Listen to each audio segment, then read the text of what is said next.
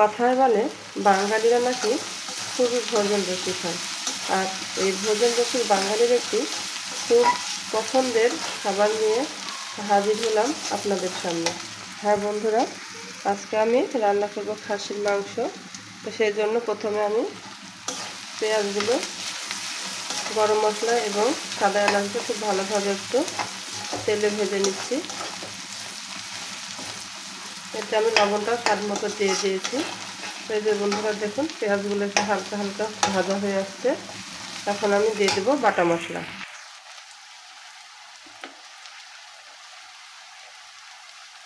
দিয়ে দিলাম 1 চামচ আদা বাটা এবং 1 চামচ রসুন বাটা। আদা এবং রসুনটা খুব ভালোভাবে নেড়ে চেড়ে মিশিয়ে নিতে হবে।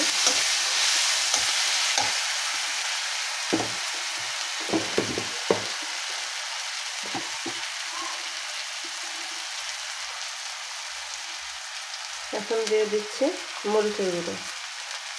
ঝালটা যে যার স্বাদ মতো খাবেন।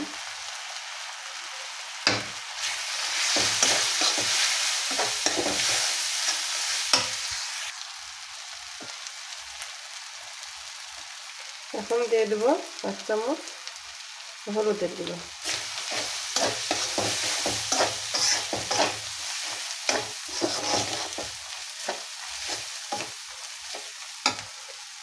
এখন দিয়ে দিচ্ছি সামান্য পরিমাণে পানি।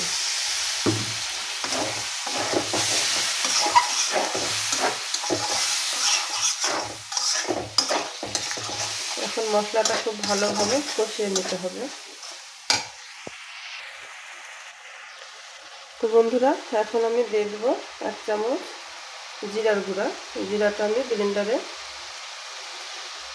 গুঁড়ো করে নিয়েছিলাম, কাঁচা জিরা।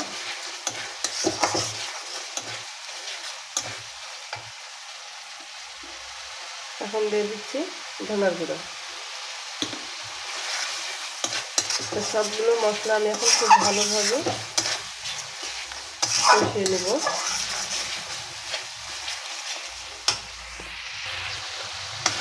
তো বন্ধুরা, এই যে দেখুন, মশলাগুলো খুব ভালোভাবে কষিয়ে নিয়েছি। এখন আমি দিয়ে দেবো ধুয়ে রাখা মাংসগুলো।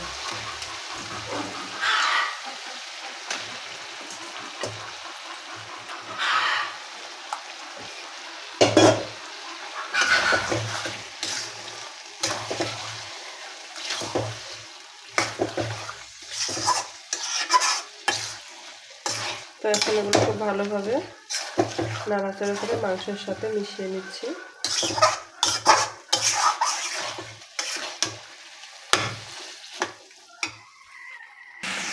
তো বন্ধুরা, আমি এই খাসির মাংসগুলো আলু দিয়ে রান্না করব।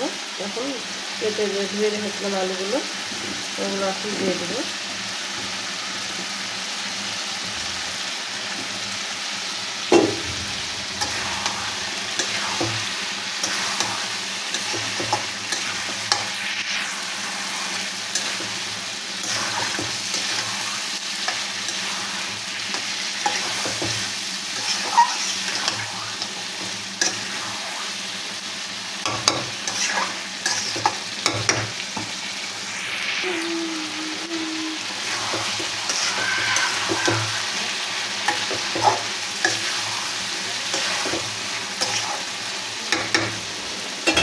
তো বন্ধুরা, এখন আমি ঢাকনা দিয়ে ঢেকে দেব।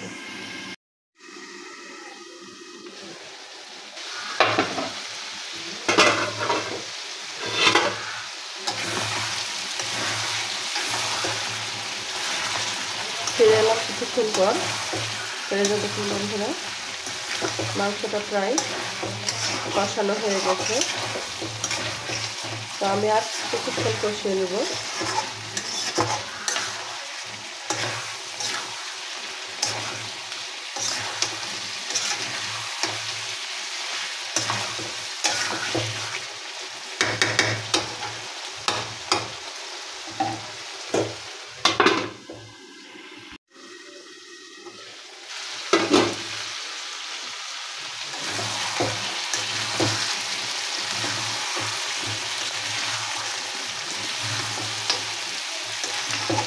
বন্ধুরা দেখুন মশলাটা খুবই মাখা মাখা হয়ে গেছে মাংসের সাথে।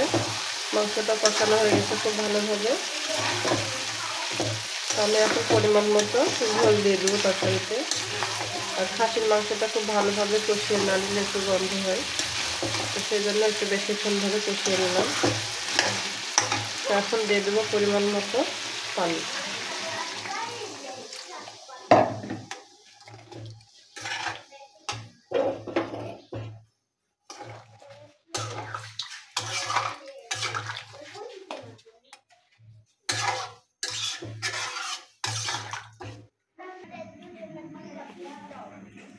তো এই যে দেখুন বন্ধুরা তরকারি দেওয়া হয়ে গেল।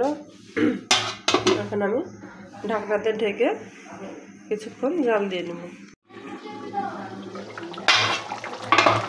এই যে দেখুন বন্ধুরা আমার মাংস রান্না করা হয়ে গেছে। এখন আমি চুলার আঁচটা বন্ধ করে দেব। তো বন্ধুরা গরম ভাতের সাথে এরকম খাসির মাংস খেতে কিন্তু খুবই মজা।